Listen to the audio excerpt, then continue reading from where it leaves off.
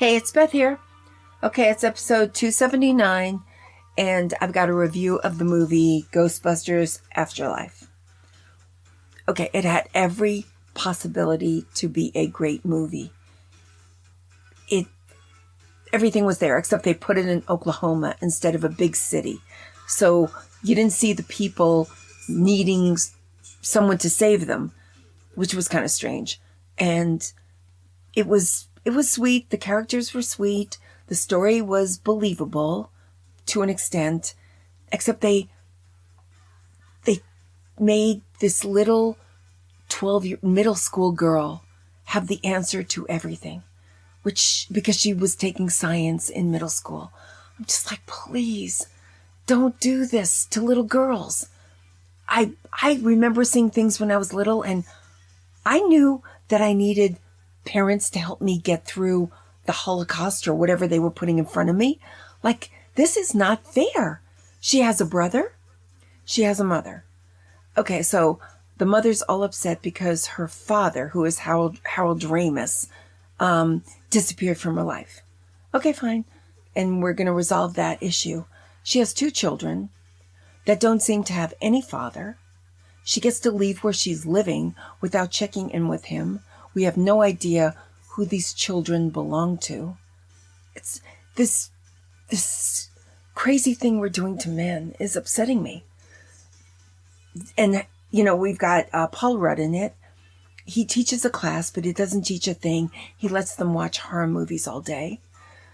And then at the end, all these Ghostbusters come back, but this little tiny girl has saved the day. And somehow she knows how to use all of this equipment. And then Harold Ramis comes back at the end.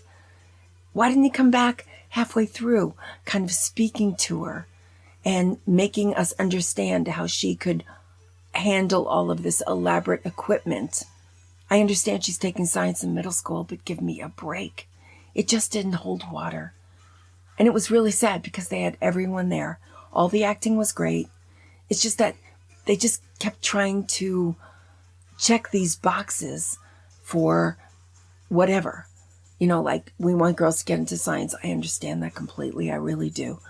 But this is supposed to be a comedy. This is supposed to be fun. We're supposed to be having fun. And by the time Dan Aykroyd shows up in the end, there's absolutely no fun to be had. It just got heavy with its moral tales and not with the fun of it. And I just think, what a complete waste. And this little girl, maybe her older brother could have helped her a little bit.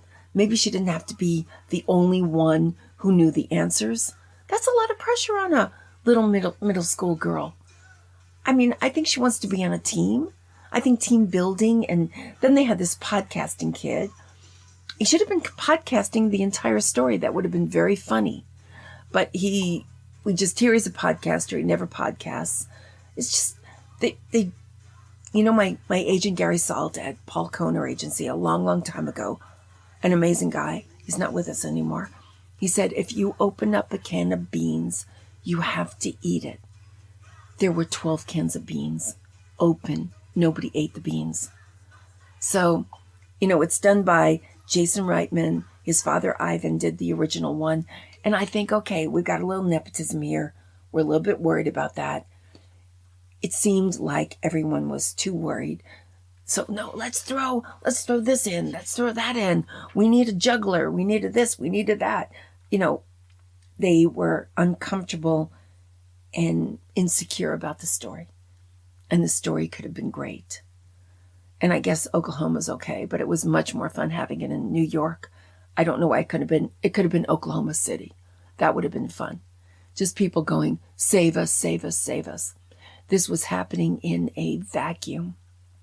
It just didn't really make you feel like the whole world was going to go down the drain if it didn't work out. So when my grandchildren came for Christmas or with my children, would I take them to see this movie? I thought the men in this movie were horrible. The children's father was a 0. We never even mentioned him. The grandfather left the daughter, and at the end we had this amazing kumbaya moment.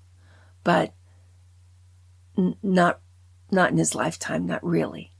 And all the Ghostbusters dropped this guy too, because he went off and did something on his own without telling anybody, and left his daughter to navigate the world without a father. Well, this daughter has 2 children that are navigating the world without a father. And the brother in this story is spineless.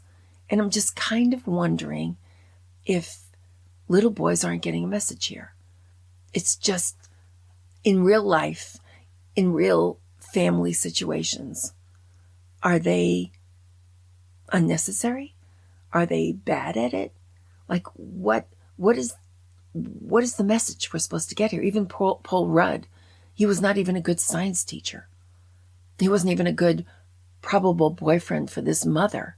There was no dignity in the,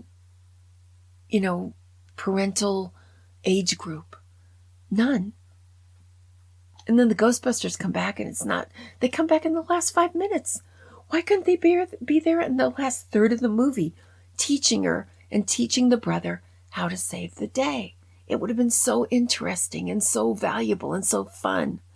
So it was kind of like, I don't want little girls in middle school to think they don't have anybody to rely on besides themselves. That's a little bit young to have to be a force of nature. So I guess I would pay $18 and watch it in my house and let the kids be leaving the room and looking at their cell phones and eating popcorn and not watching it with great attention. It just wasn't a good movie for boys. I'm sorry. And I really wish there were movies for boys and girls where boys and girls work together and they save the day together. That's what I want for the world. So, I don't know. I was really disappointed. I don't like this new idea. So, but I got more. I'm going to come back with, oh my God, I'm working on so many great ideas for how to have a great Christmas. So don't panic. I'm coming back in the next day or two with a really good, fun podcast that is going to help you make Christmas terrific. So don't panic.